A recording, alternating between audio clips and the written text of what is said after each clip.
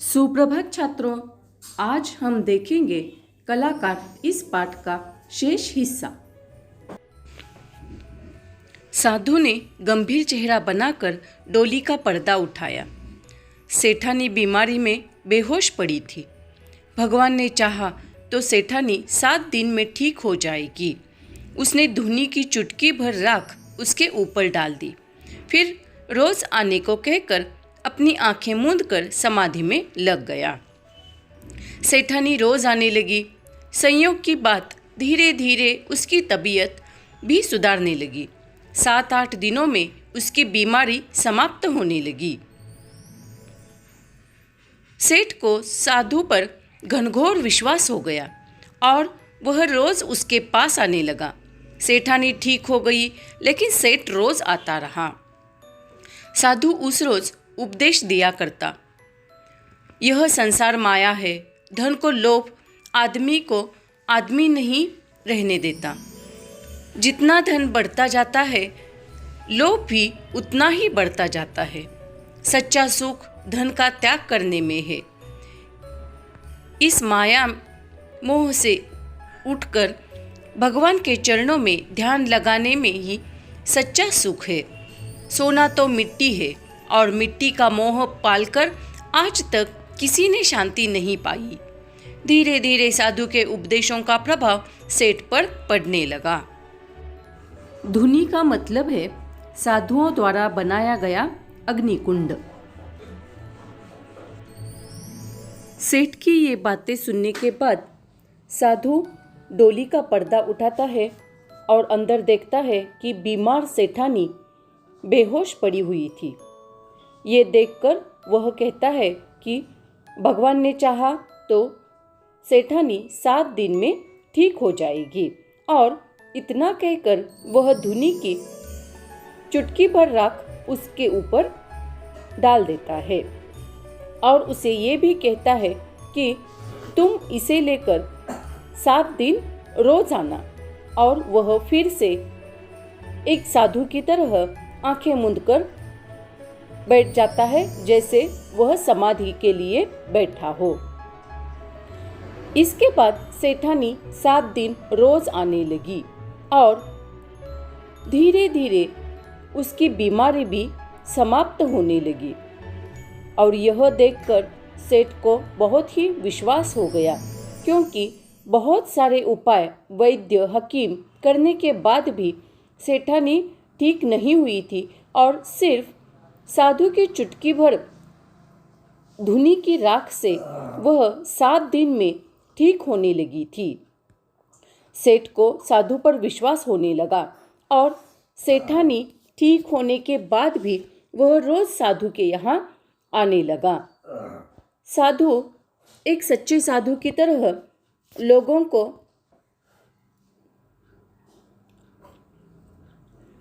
उपदेश दिया करता था कि धन का लोभ बहुत ही बुरा होता है। वह लोगों से इंसानियत छीन लेता है और धन में सुख न होकर त्याग में सुख होता है। सोने को मिट्टी के समान मानना चाहिए, यानी बिल्कुल भी मोह अपने मन में नहीं रखना चाहिए और धन का लोभ छोड़कर सच्चा सुख भगवान के चरणों में ही होता है। और मिट्टी का मोह पालने वाले को कभी भी शांति नहीं मिलती। और ऐसे साधु के त्यागमयी उपदेशों का सेठ पर बहुत ही असर होने लगा। एक दिन साधु ने देखा कि घोड़ों, ऊंटों और बैलगाड़ियों का झुंड उसकी कुटी की तरफ चलता आ रहा है। मन में संदेह हुआ कि लोगों को उसकी असलियत का पता तो नहीं चल गया और ये सरकार के आदमी उसे पकड़ने चले आ रहे हैं। वह अभी यही सब सोच ही रहा था कि देखा उस झुंड के आगे आगे वही सेठ है। सेठ पास आया। उसने साधु को प्रणाम किया। गाड़ियों, घोड़ों, ऊंटों से सोने चांदी के गहनों, मुहरों और जवाहरों से भरे कलसे उतारे गए। देखते देखते कुटी के सामने ढेर लग गया।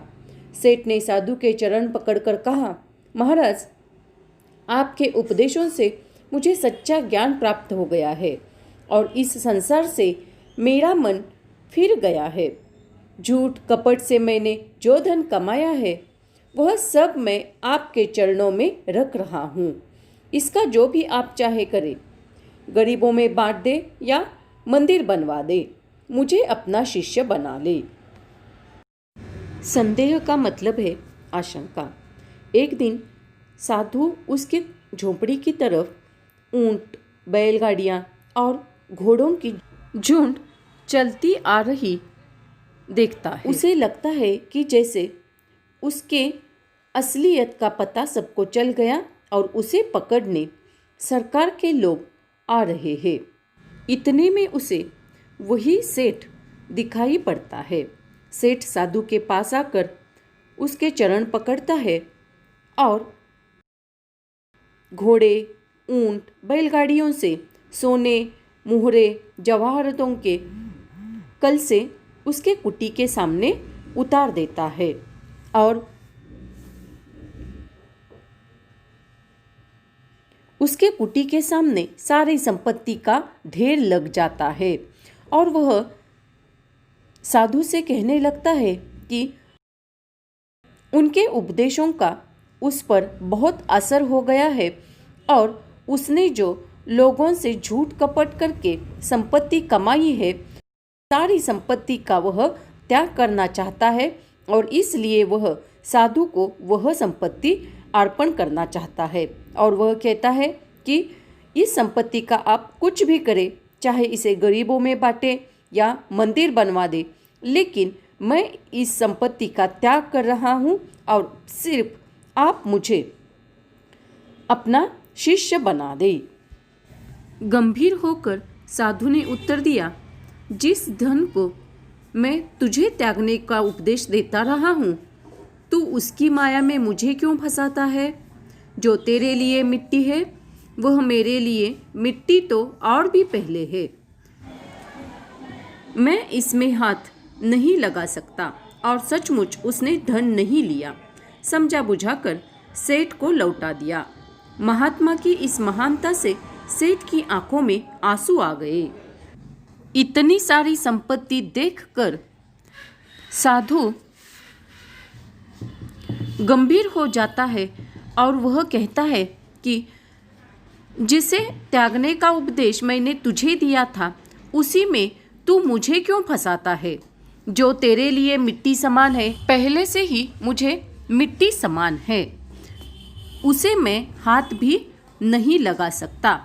और साधु ने सचमुच संपत्ति को हाथ भी नहीं लगाया और समझा बुझाकर सेठ को लौटा दिया। इतनी सारी संपत्ति का स्वीकार साधु ने नहीं किया। यह देखकर सेठ के आंखों में आंसू आने लगे और साधु की त्याग वृत्ति को उसने मन ही मन प्रणाम किया। अगले दिन जब सेठ आया तो उसने देखा कि साधु का कहीं पता नहीं है। इधर उधर खोजा, कहीं भी कोई नहीं था। इतने में ही किसी ने आकर उसके चरण पकड़ लिए। सेठ, मेरा इनाम दे। कैसा इनाम? तू कौन है? सेठ ने आश्चर्य से उस व्यक्ति को देखकर पूछा। कसूर माफ करना सेठ जी, मैं वही कल वाला महात्मा हूँ। मैं साधु वाधु कुछ नहीं, आपका सेवक बहुरूपिया हूँ। जब आप जैसे चतुर आदमी को मैंने धोखा दे दिया तो मुझे अपनी कला का बहुत बड़ा इनाम मिलना चाहिए। अपराधी भाव से बहुरूपिया सिर झुकाए खड़ा था। उसके बाद अगले दिन सेठ वही साधु के कुटी के यहाँ आ गया, लेकिन उसे कहीं भी साधु दिखाई नहीं दिया। और थोड़ी ही देर में एक आदमी आकर उसके चरण पकड़कर बोला कि उसे उसका इनाम चाहिए। सेठ कुछ समझ नहीं पाया और पूछा कि कैसा इनाम, तू कौन है? तो वह व्यक्ति कहता है कि वही कल वाला साधु है, महात्मा है और मैं यानी वह साधु कोई महात्मा नहीं तो एक बहुरूपिया है। और वह सेठ जी को कहता है कि आप जैसे बुद्धिमान व्यक्ति ने मेरे इस ढोंग को सच मान लिया और धोखा खाया तो मेरा ढोंग बहुत ही अच्छा हो गया और मैं मेरे काम में सफल हो गया और इसलिए मैं मेरा इनाम चाहता हूँ। ऐसा कह के वह सेठ जी के सामने सिर झुकाकर खड़ा हो रह गया। सेठ आश्चर्य के मारे आसमान से गिरा, फिर संभल कर बोला, इनाम तो मैं तुझे दूंगा, सचमुच तूने अपना काम में कमाल कर दिया। लेकिन एक बात बता, कल जब मैं अपनी सारी संपत्ति तेरे पास ले आया था तो तूने उसे क्यों नहीं स्वीकार किया? अगर तू उसे ले लेता तो आज तू सेठ होता, तुझे इस तरह इनाम मांगने की जरूरत नहीं रहती। बहुरूपिया नम्रता से बोला, सेठ जी, यह बात मेरे मन में भी आई थी।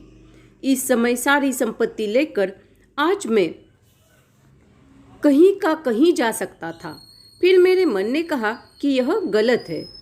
मैं संसार त्यागी महात्मा का रूप धारण किए हुए हूँ, अगर ऐसा काम करूँगा तो रूप में खोट आ जाएगी। रूप को सच्चा रखने के लिए यही उचित है कि मैं इस संपत्ति को त्याग दूं। सो सच्चे महात्मा की तरह मैंने उसे त्याग दिया तो लगा कि अब मेरा काम पूरा हो गया। अब आप जो इनाम मुझे देंगे खुशी से ले लूँगा। और मेरी सेठानी की बीमारी? सेठ ने पूछा। उसमें भी मेरा कुछ नहीं है, वह तो आपका और सेठानी का विश्वास और संयोग था। सेठ की समझ में सचमुच नहीं आ रहा था कि कैसा यह बहुरूपिया है जो करोड़ों की संपत्ति छोड़कर 2-4 अरशपियों के इनाम पर इतना प्रसन्न और संतुष्ट है।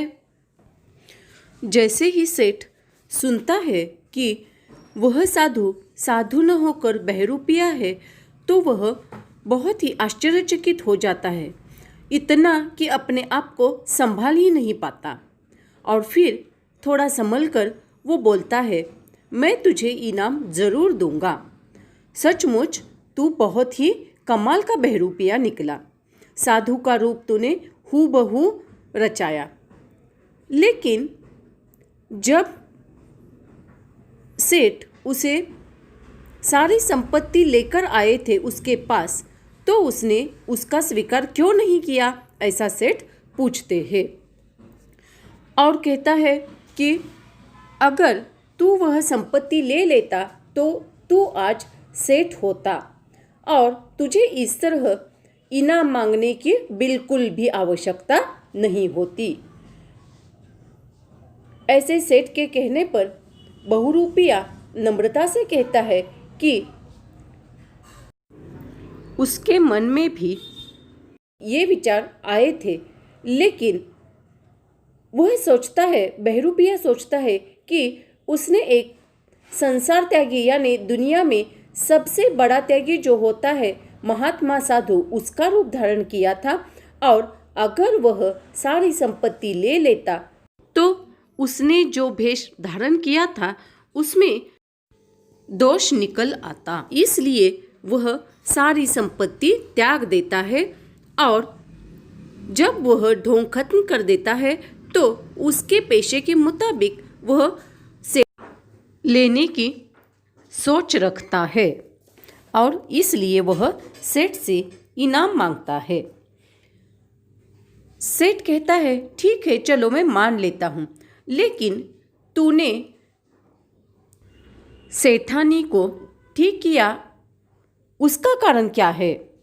तो वह कहता है कि आपका जो साधु पर विश्वास था, इसी विश्वास के कारण और संयोग से सेठानी बिल्कुल ठीक हो गई है।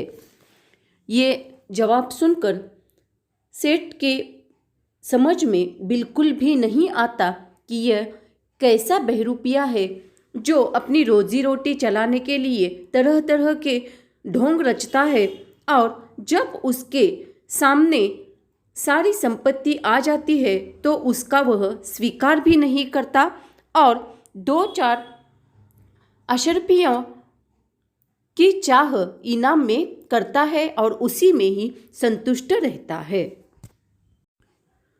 तो छात्रों, इस कहानी से हमें ये सीख मिलती है कि हमें अपने पेशे के साथ, अपने व्यवसाय के साथ पूरी ईमानदारी रखनी चाहिए।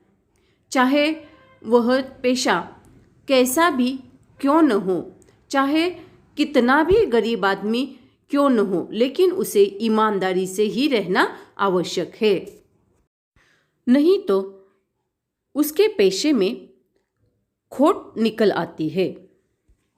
इसलिए हमेशा अपने पेशे के साथ ईमानदार रहना चाहिए। पाठ पढ़िए और पाठ का स्वाध्याय और उपयोजित लेखन में जो पत्र लेखन है वो भी लिखिए। धन्यवाद।